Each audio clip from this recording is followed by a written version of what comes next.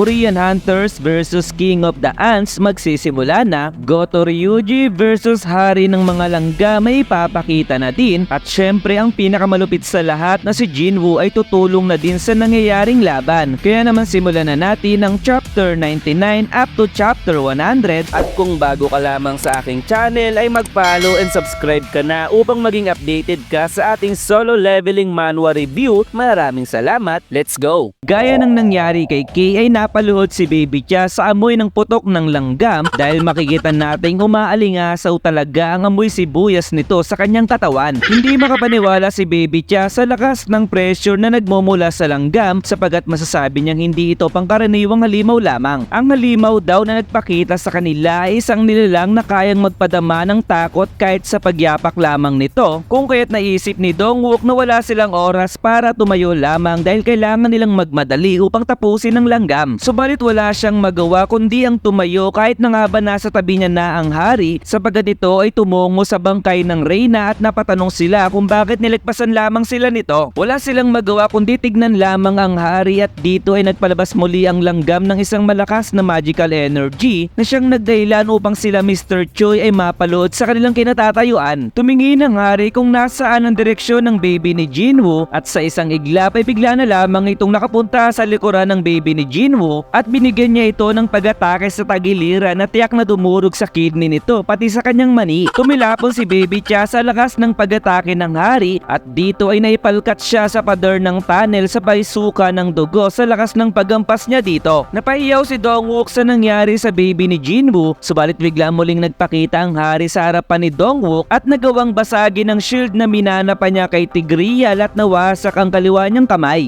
Umatake pa rin si Dongwook sa kabila ng lahat, ngunit hinawakan lamang ng hari ang kanyang kamay at pinalipit hanggang sa tuluyan na itong mawasak. Ngayon ay dalawang kamay na ang wala kay Dongwook, samantalang sinunod na mga takihin ng hari si Baekhyunho at nagawang hiwain ang kanyang katawan. Susunugin na sana ni Mr. Choi ang hari, subalit madali lamang ding nahiwa ang kanyang katawan, samantalang si Lim Tae-gyu ay naisip na sa distansya na meron siya ngayon ay tiyak na hindi siya magbiminti sa kanyang pag-atake. Binitawan niya na ang kanyang pana at malapit nang tumama sa hari ang kanyang arrow, pero hindi niya inaasahan na magagawa itong hawakan ng hari. Dinurog ng hari ang magical arrow ni Lim Tae-gyu at binigwasan niya ang pagmumukha nito na nagresulta upang siya ay mapalipad, subalit tila ba may napansin ng hari sa sumunod na eksena sapagat binundol ni Dongwook ang kanyang katawan na nagdahilan upang siya ay mapatras. Sinabi nito na kahit daw mawalan siya ng kamay ay hindi ito magiging problema hanggat naroon daw ang kanilang Minbyung, at sa isip naman ni Minbyung na sa pamamagitan daw ng kanyang skill na camouflage ay kaya niyang magtago ng tuluyan, pero upang ma-activate daw ito ay hindi siya pwedeng gumalaw sa kanyang pwesto. Kahit na nga raw ba gusto siyang tapusin ng hari ay hindi naman alam nito kung nasaan ang kanyang pwesto, and as long na mapapagaling niya daw ang kanyang mga kasama ay hindi raw sila basta matatalo. Nahawakan ng hari ang paa ni Dongwook at binuhat niya ito na walang kahirap-hirap, sabay pinaghahampas niya ito sa lupa ng maraming beses na para bang naghahampas lamang ito ng basang-basahan. Pagagalingin na sanang muli ni Minbyung si Dongwook, subalit biglang tumingin sa kanya ang hari at naisip nito na activated daw ang kanyang skill na camouflage, kung kahit hindi raw siya dapat makita nito. Subalit ang kanyang inaasahan ay mali dahil mukhang nakikita ng hari ang kanyang energy. Kaya naman napatawag si Baekhyunho sa pangalan ni Minbyung, at sa sumunod na eksena ay napamulat na lamang ang mata ni Minbyung dahil sa mga oras na ito ay tumagos na ang kamay ng hari sa kanyang katawan. Napahiyaw ng malakas si Baekhyunho sa kanyang nakita, samantalang habang hirap nang magsalita si Minbyung ay pilit pa rin niyang sinabi na tumakbo na raw si Baekhyunho. Dito ay kinain ng hari ang ulo ni Minbyung na sobrang kinagulat talaga ng lahat, at habang masayang masaya ang hari sa food trip na binigay sa kanya ng Team Korea ay dali-dali namang umatake si Baekhyunho, ngunit madali pa rin siyang nahawakan at nasakal ng hari sa kanyang leeg. Unti-unti nang bumabalik ang normal na anyo ni Baekhyunho, at dito ay nagulat siya sa kanyang narinig dahil nagawang gayahin ng hari ang huling sinabi ni Minbyung kanina. So dahil sa pagkain ng hari kay Minbyung ay nagawa na nitong makapagsalita, kaya naman si Baekhyunho ay minura ang hari at sinabing,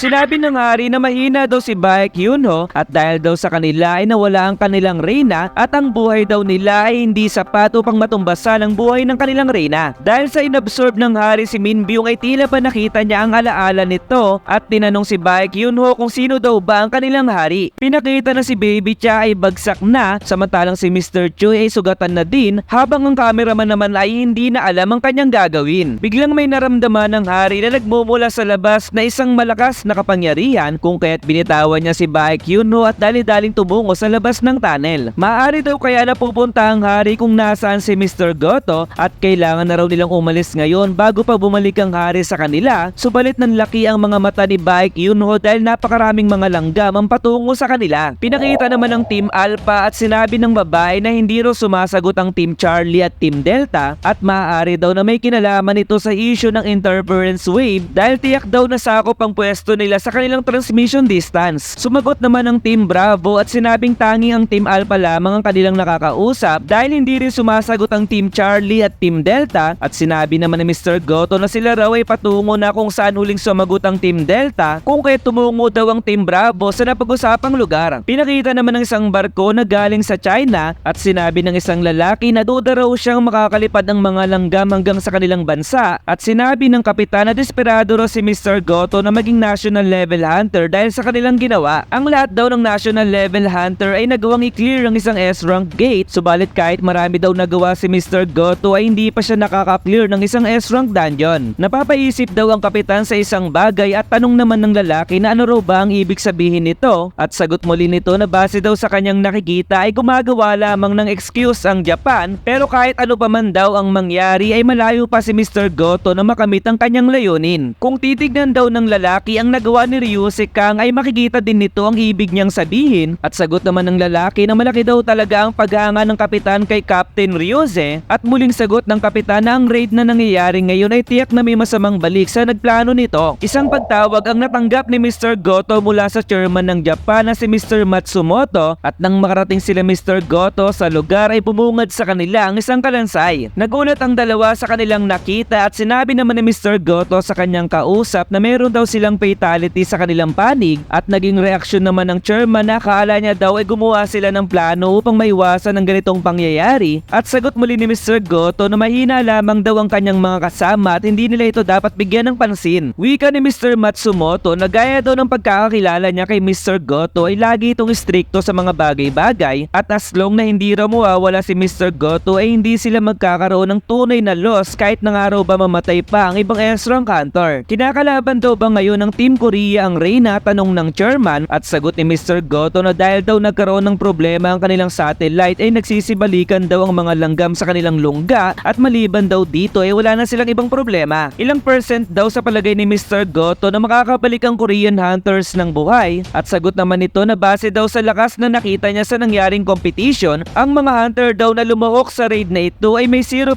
na chance upang mabuhay. Ito raw ang kanilang sasabihin sa media na ginawa daw nila ang lahat sa raid na ito pero dahil sa pagkamatay daw ng lahat ng Korean hunters ay kinakailangan nilang umatras at ang pinakamagandang headline daw para dito ay nabigo si Mr. Goto sa pagsubok upang maging national level hunter pero ang pinaka-goal daw nila na mawala ang lahat ng S-rank hunters sa Korea ay matagumpay nilang naisagawa kung kaya't umalis na raw sila ngayon sa Jeju Island. Dito ay sinabi ni Mr. Goto sa dalawa na sila ay aatras na at saka na lamang daw nila kuhanin ng mga bangkay ng kanilang mga kasama, subalit biglang napansin ni Mr. Goto na may papasugod sa kanila pero nagawa niya itong sanggahin pero ang babae na kanyang kasama ay nawala na lamang ang ulo. Napahiyaw si Minoru dahil sa nangyari kay Ishida at naisip ni Mr. Goto na hindi ordinaryong langgam ang kanilang kalaban kung kaya't sinabi niya kay Minoru na siya na daw ang bahalang lumaban at jumoin na ito kung nasaan ang Team Bravo. Ayaw pa sanang pumayag ni Minoru subalit sinabi sa kanya ni Mr. Goto na makakasagabal lamang siya sa kanyang laban at sinabi nito na may malakas na presensya daw ang hari samantalang sagot ng hari habang hawak ang ulo ni Ishida ay si Mr. Goto raw ba ang hari? Napangiti si Mr. Goto dahil nagagawa daw magsalita ng langgam at sinabi nito na tama raw ang langgam dahil siya daw ang hinahanap nitong hari kung kaya't nagpalabas muli ang hari ng mga langgam ng malakas na magical energy at napatanong si Mr. Goto na ano raw bang klaseng magical power ang kanyang nararamdaman. Naramdaman na raw niya dati ang ganitong klaseng kapangyarihan at dito ay pinakita ang eksena kung saan silang dalawa ni Jinwoo Jinwoo ay naglaban at sa sumunod na eksena ay pinakitang nabali ang kanyang espada at napugot ang kanyang ulo at si Mr. Goto noon ay naging lugaw na ngayon. Sumunod ay muling pinakita ang Team Korea at sinabi ni Baek Yunho na pwede raw bang tasan nito ang apoy sa paligid, subalit sagot ni Mr. Choi na kapag ginawa niya ito ay mauubusan na sila ng hangin. Sa isip ni Baek Yunho na lahat daw sila ay nagtamo ng malaking pinsala at kahit daw ginawa ni Min Byung ang lahat ng kanyang makakaya ay tiyak na hindi nito may babalik ang normal nilang kondisyon. Buti na lamang daw ay kaya pang magpakawala ni Mr. Choi ng kanyang magic upang sila ay maprotektahan laban sa mga langgam. Subalit nang malapit na sa kanila ang mga langgam ay natanong ni Baek Yunho na ito na raw ba ang kanilang katapusan, pero isang shadow ang nagpakita sa kanyang paa at hinarangan ng mga langgam na kakain sana sa kanila. Nagulat si Baek Yunho sa Black Soldier na nasa kanyang harapan at dito ay binahagi ng shadow ang kanyang vision kung nasaan si Jinwoo at sinabi ng ating bida na exchange.